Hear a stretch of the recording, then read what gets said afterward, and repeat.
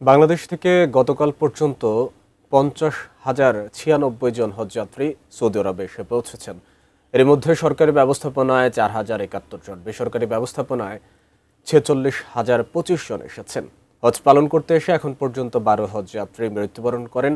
এরই মধ্যে 10 জন পুরুষ এবং 2 জন মহিলা। এ বিষয়ে সৌদি আরব থেকে আরও জানিয়েছেন প্রতিনিধি সাজিদুল ইসলাম।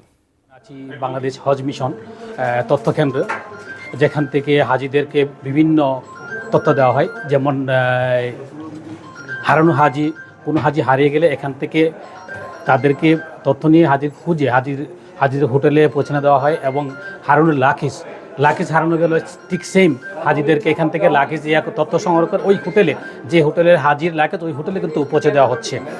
তার পাশাপাশি এখানে কিন্তু এই যে মেডিকেল তার পাশে কিন্তু মেডিকেল রয়েছে, এটা এই যে অস্থায়ী মেডিকেল টিম রয়েছে, ওইখানে কিন্তু আসলে হাজিদেরকে পাঠানো, যেমন এই যে আপনার ডিজিটালে তারা এখান থেকে তথ্য সংগ্রহ কিন্তু হাজিদেরকে ওইখানে মেডিকেলে পাঠানো হয়।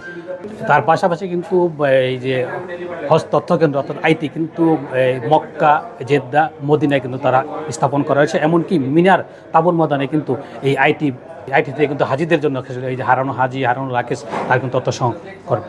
এছাড়াও এখানে এই যে বাংলাদেশ হজ মিশন তথ্য কেন্দ্র থেকে কিন্তু আসলে মিনা, মুজদালিফা, আরাফার ম্যাপ কিন্তু এখান থেকে তৈরি করা হচ্ছে। এবং আগামী 23 তারিখ কিন্তু হাজিদেরকে এখান থেকে মিনায় নেওয়া হবে মূল হজে অংশগ্রহণ করার জন্য। এই বিষয়ে আমরা আরও জানতে যাবো এখানে আইটি বিভাগের হেড বিটু প্রামাণিক। আমরা মক্কা, মদিনা এবং জেদ্দা আইটি হেল্পডেস্ক থেকে বিভিন্ন ধরনের তথ্য সেবা দিয়ে যাচ্ছি। বিশেষ করে হারানো হজযাত্রীদের তথ্য দিচ্ছি, হারানো লাগেজের তথ্য দিচ্ছি এবং নুসুক কার্ড অ্যাক্টিভেশনে সহযোগিতা করছি। এবং 24/7 আমাদের হেল্পডেস্কগুলো খোলা থাকে এবং সব ধরনের তথ্য আমাদের আইটি রিলেটেড আমাদের হেল্পডেস্ক থেকে দিয়ে যাচ্ছি। এই ছিল সর্বশেষ খবর আমার কাছে বাংলাদেশ হজ মিশন থেকে।